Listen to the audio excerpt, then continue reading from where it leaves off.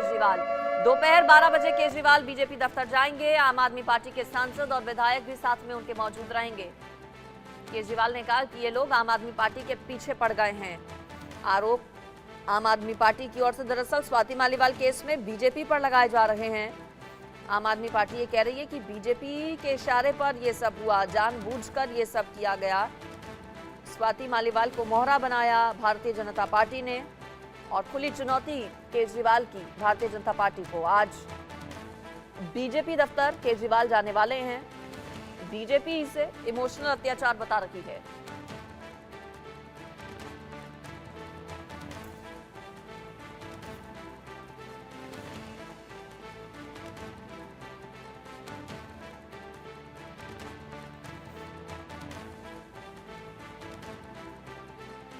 कि किस तरह से आम आदमी पार्टी के पीछे पड़ गए हैं ये लोग। एक के बाद एक ये हमारे नेताओं को जेल में डालते जा रहे हैं। इन्होंने मेरे को जेल में डाल दिया, मनीष सिसोदिया को जेल में डाल दिया, सत्येंद्र जैन को जेल में डाल दिया, संजय सिंह को जेल में डाल दिया, आज मेरे पीए को जेल में डाल दिया। अब ये कह रहे हैं राघव चड्ढा अभी लंदन से लौटे हैं, कह रहे हैं राघव चड्ढा को भी जेल में डालेंगे। थोड़े दिन में कह रहे हैं सौरभ भारद्वाज को भी जेल में डालेंगे, आतिशी को भी जेल में डालेंगे। मैं ये सोच रहा था कि ये हम सब लोगों को जेल में क्यों डालना चाहते हैं, हमारा कसूर क्या है। हमारा कसूर ये है कि हमने दिल्ली के अंदर गरीब बच्चों के लिए अच्छी शिक्षा का इंतजाम किया, सरकारी स्कूल शानदार बनाए। ये नहीं बना सकते, इसलिए ये सरकारी स्कूल दिल्ली के रोकना चाहते हैं। हमारा कसूर ये है कि हमने दिल्ली के अंदर मोहल्ला क्लिनिक बनाए, सरकारी अस्पताल बनाए, लोगों के लिए फ्री दवाई का इंतजाम किया, अच्छे इलाज का इंतजाम किया।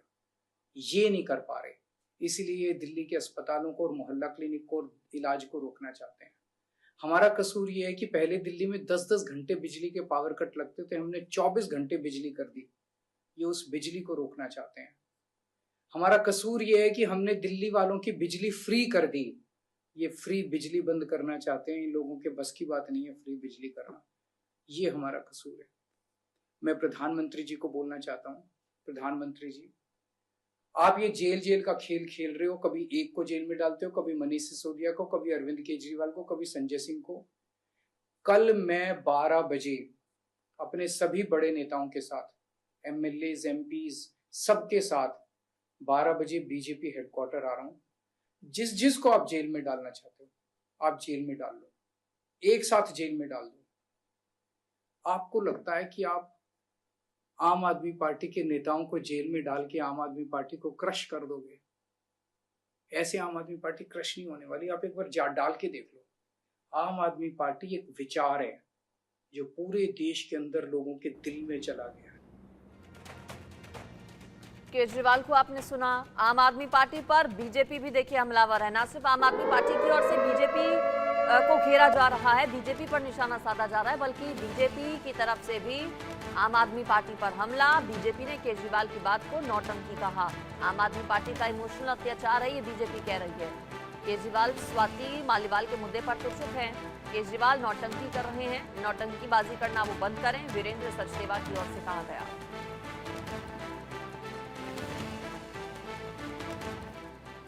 इस पर ज्यादा डिटेल्स मैं ले लेती हूँ। मेरे साथ शुभ राणा जुड़ गई हैं। शुभ, कल विभव कुमार की गिरफ्तारी, जिसके बाद पूरी तरह से अटैकिंग मोड में केजरीवाल नजर आए और बीजेपी और आम आदमी पार्टी इस पूरे मामले पर भी आमने सामने है। चूंकि आम आदमी पार्टी कह रही है कि बीजेपी की साजिश है, वहीं इमोशनल अत्याचार कह रही है बीजेपी की अरविंद केजरीवाल कर रहे हैं। आज केजरीवाल बीजेपी दफ्तर भी जाने वाले हैं। ये किस स्ट्रैटेजी का हिस्सा है केजरीवाल की? जी देखिए, बिल्कुल आज अरविंद केजरीवाल 12 बजे अपने सभी मंत्रियों को लेके, अपने सभी एमएलए को लेकर बीजेपी हेडक्वार्टर्स जाएंगे। और देखिए, उनकी तरफ से जनता के सामने ये इमोशनल अपील की गई कि जब हमारे सारे मंत्रियों को गिरफ्तार करने में जुटी है भाजपा, और देखिए जब सब पे ईडी रेड पड़ रही है, तो क्यों ना सारे मंत्रियों और सारे एमएलए को लेकर बीजेपी हेडक्वार्टर्स जाया जाए। ये अरविंद केजरीवाल का एक मास्टर प्लान है। और देखिए, इस मास्टर प्लान के तहत एक इमोशनल अपील जो है वो जनता के सामने करने करने की कोशिश भी की जाएगी और 12 बजे का समय दिया गया है। आपको याद होगा कल राघव चड्ढा भी आए थे, जो राघव चड्ढा 6 महीने से एब्सेंट थे। वो राघव चड्ढा आए जिन्होंने कहा था कि उनकी 3 महीने से आंखों की सर्जरी चल रही है, लेकिन विदेश से तुरंत आते ही वो सबसे पहले केजरीवाल से मिलते हैं। और देखिए आज ये कयास लगाया जा रहा है कि राघव चड्ढा भी पहुंचेंगे, क्योंकि देखिए कल अरविंद केजरीवाल ने ये कहा था कि अब राघव चड्ढा पर भी भाजपा निशाना कस सकती है। तो देखिए ऐसे में अब अगला नंबर राघव चड्ढा का नजर आ रहा है। तो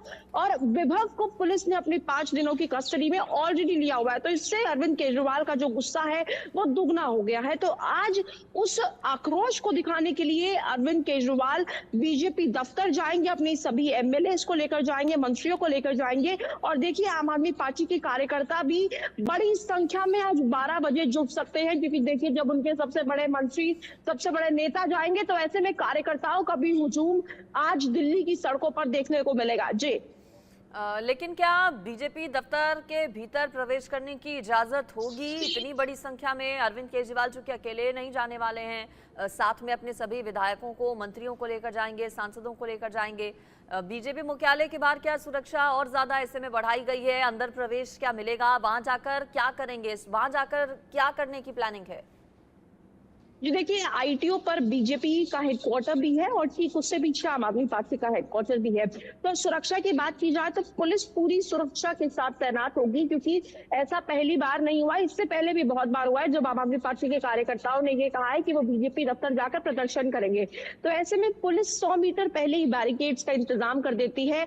आरएएफ की टीम वहां पूरी तरीके से तैनात होती है और कई बसेस लगाई जाती हैं जिसमें जो कार्यकर्ता हैं उनको लेकर जाया जा सके, जो उत्पात जैसी स्थिति ना हो। और देखिए धारा 144 भी 11 बजे तक लागू की जा सकती है दिल्ली की आईटीओ रोड पर, जहां बीजेपी का हेडक्वार्टर भी है और आम आदमी पार्टी का हेडक्वार्टर भी है। माना अरविंद केजरीवाल मुख्यमंत्री है, लेकिन लॉ एंड ऑर्डर का नाम लेकर दिल्ली पुलिस इस घटना को जरूर नहीं होने देगी। और देखिए बैरिकेड जरूर लगाए जाएंगे और आज फिर डिटेनमेंट की स्थिति भी सामने आ सकती है। जी बिल्कुल देखना होगा कि आज क्या दिल्ली की सड़कों पर होता है। आईटीओ जहां पर हेडक्वार्टर है भारतीय जनता पार्टी का, सियासी ड्रामा शुभ कह सकते हैं कि आज देखने को मिलेगा इस पूरे मामले पर।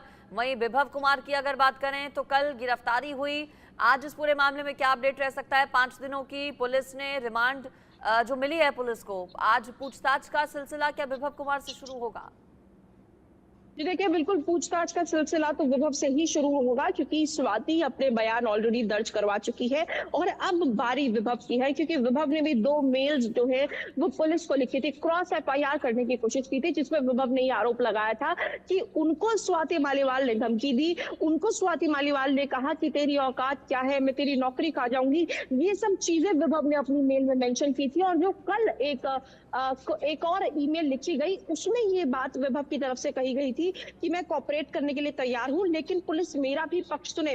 2 बातें विभव की तरफ से कही गई और कल रात के 12:30 बजे जब फैसला आया कि विभव को 5 दिनों की कस्टडी में लिया जाएगा, तो इससे आम आदमी पार्टी के खेमे में बेहद निराशा भी देखने को मिली, क्योंकि देखिए विभव वही व्यक्ति है जो आम आदमी पार्टी जब से बनी है तब से उसके साथ एसोसिएटेड है और देखिए अरविंद केजरीवाल के साथ उनका पुराना रिश्ता है। तो ऐसे में पहले मनीष सिसोदिया, फिर अब विभव, उससे पहले सत्येंद्र जैन। तो ऐसे में जो गार्ड है वो अरविंद केजरीवाल पर। चलिए ठीक है, शुभ नजर आप बनाए रखिएगा। फिलहाल आपका शुक्रिया इस पूरी खबर पर जानकारी देने के लिए। आगे बढ़ते हैं, अब आपको दिखाते हैं इंडिया न्यूज संवाददाता विकास श्रीवास्तव ने मध्य प्रदेश के मुख्यमंत्री डॉक्टर मोहन यादव से खास बातचीत की है। देखिए। चुनाव